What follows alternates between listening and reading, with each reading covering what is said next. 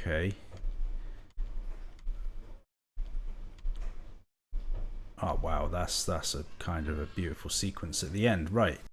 I'm excited to share with you today a program that was first written over 2 decades ago in a language called Yabasic, which was a programming language that shipped with the PlayStation 2 console, which I was lucky enough to get after about a year of it being like completely sold out like everywhere.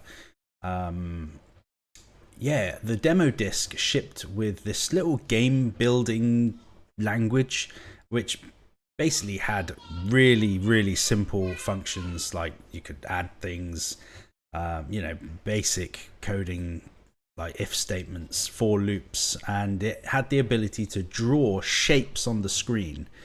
And with it, I produced several games, and this is one of them.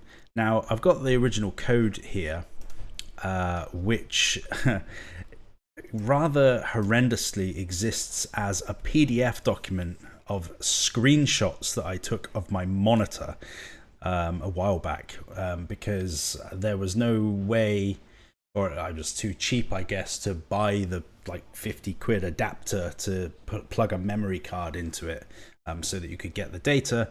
I just did it this way.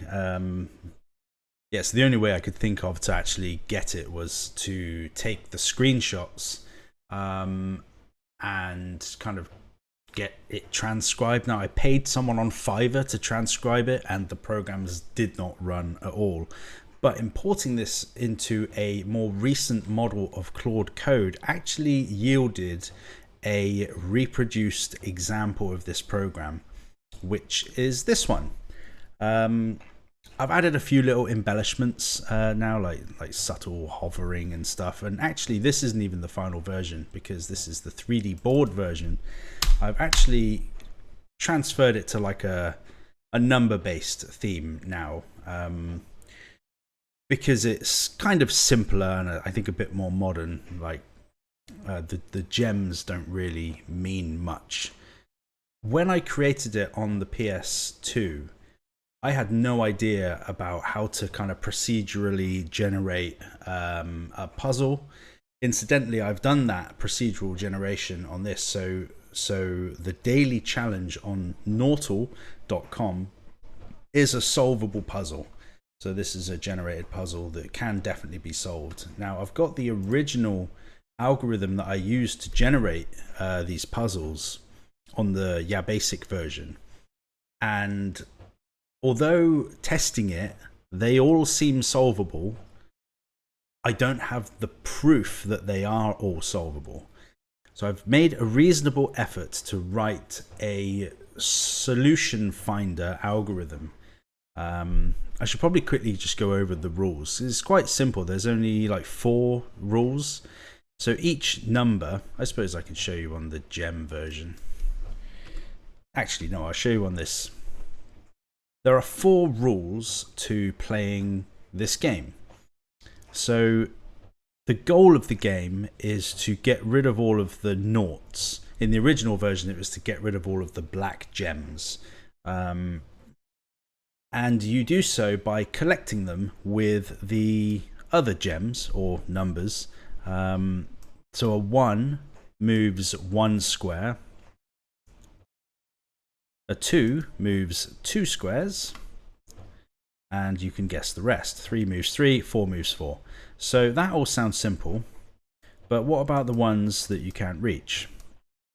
So there are a few more rules. So obviously the numbers that have a lower value are more useful because you can move them around with finer precision and granularity.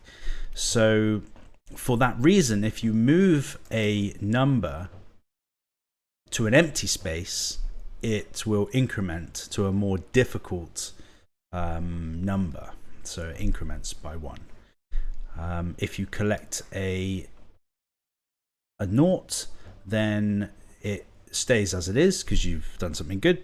There's another rule where if you merge 2 of the same number, it actually reduces in value, because it'd be quite difficult to get two large numbers to converge with each other.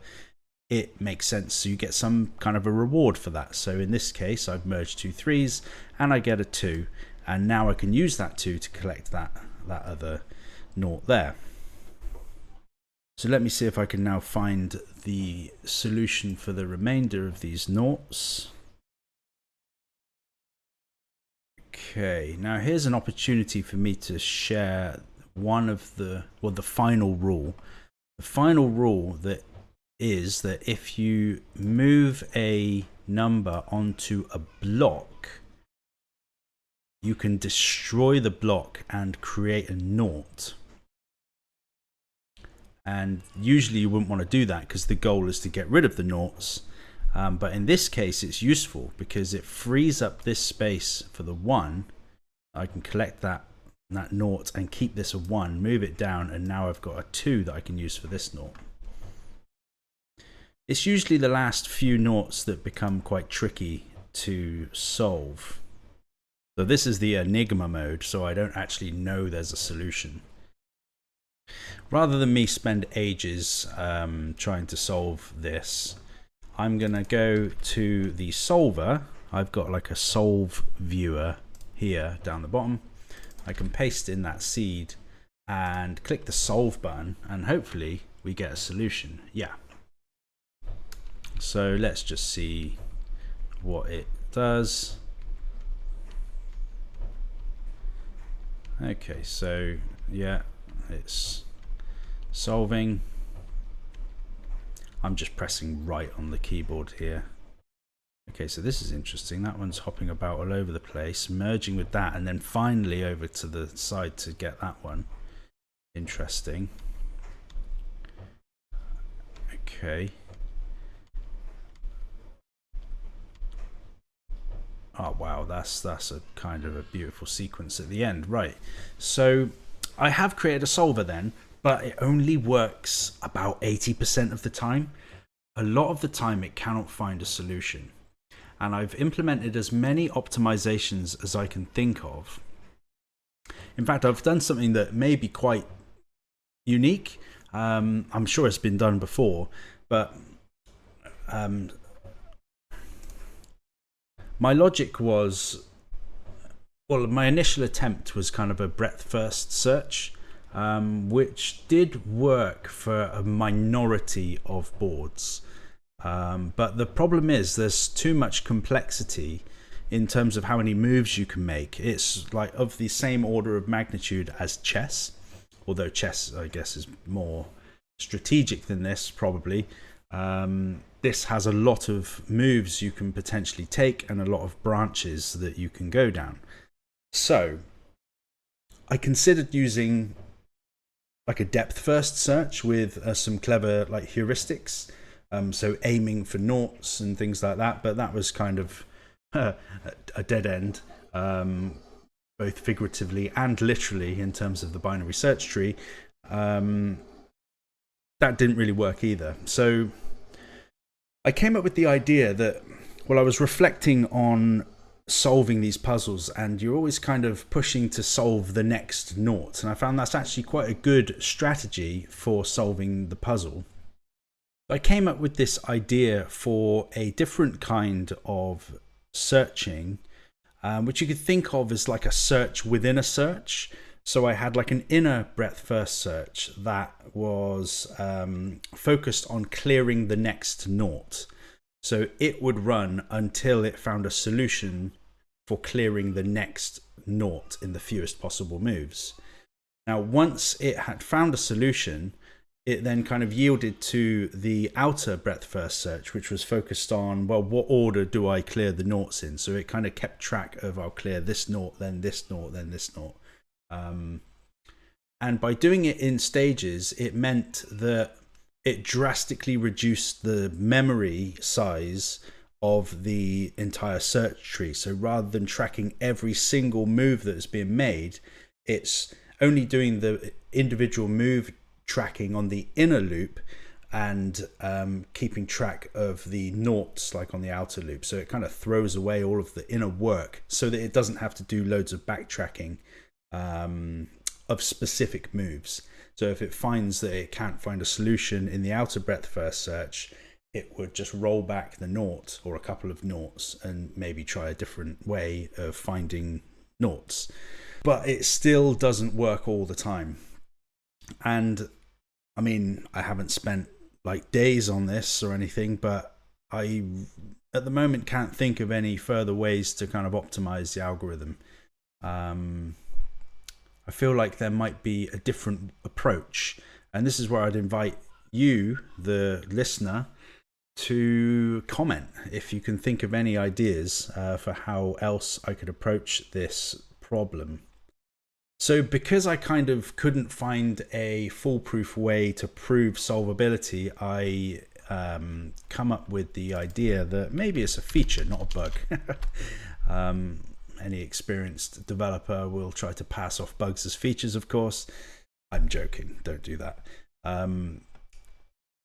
Yeah, I've branded that as Enigma mode. So it's an elusive solution, a tougher puzzle with no guaranteed solution. I guess it's kind of like Solitaire, like or these games, or Minesweeper. It isn't guaranteed to be solvable. I guess this is the same kind of thing.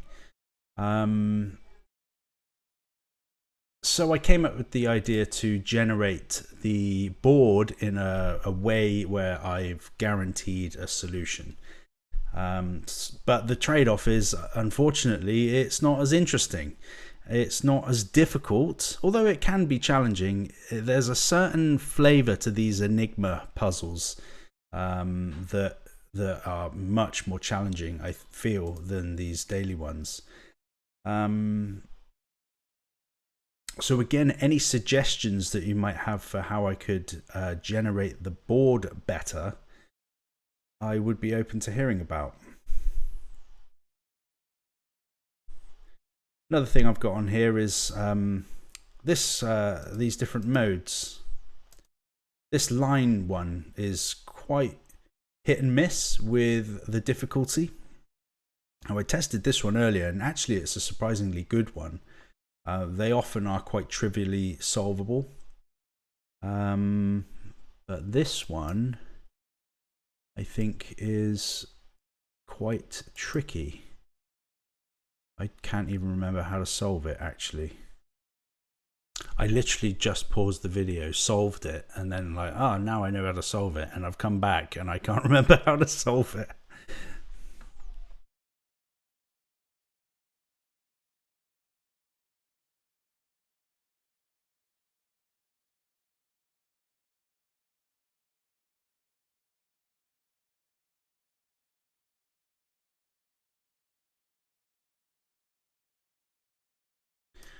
Yeah, that's the critical bit at the end. Okay, I managed it. So there we go. It's called Noughtle. It's on noughtle.com. Feel free to try it out. If you have any ideas for how I can solve or improve any of the aspects that I've discussed, please let me know in the comments. It's a daily challenge, by the way, so it uses a seed that is based on the date. So you'll get a new challenge every day. So feel free to have a play. It's quite cool that 14-year-old me couldn't share this, but now I can. So have fun. Let me know what you think. And on my next video, I've got a different game that I've invented, which is kind of like a Wordle game themed around chess. I'll give you a quick sneak preview. In fact, it's online, so you could probably go and have a look at it if you wanted to. Chess Coup. So this is like a Wordle meets chess kind of a game where you submit your guesses. The numbers represent the number of squares that the piece can move to. So yeah, you can sort of figure out where things go based on those clues and your feedback from your guess. So I'll maybe cover that in the next video. So thanks for watching. Please subscribe if you haven't already, and I will catch you on the next video.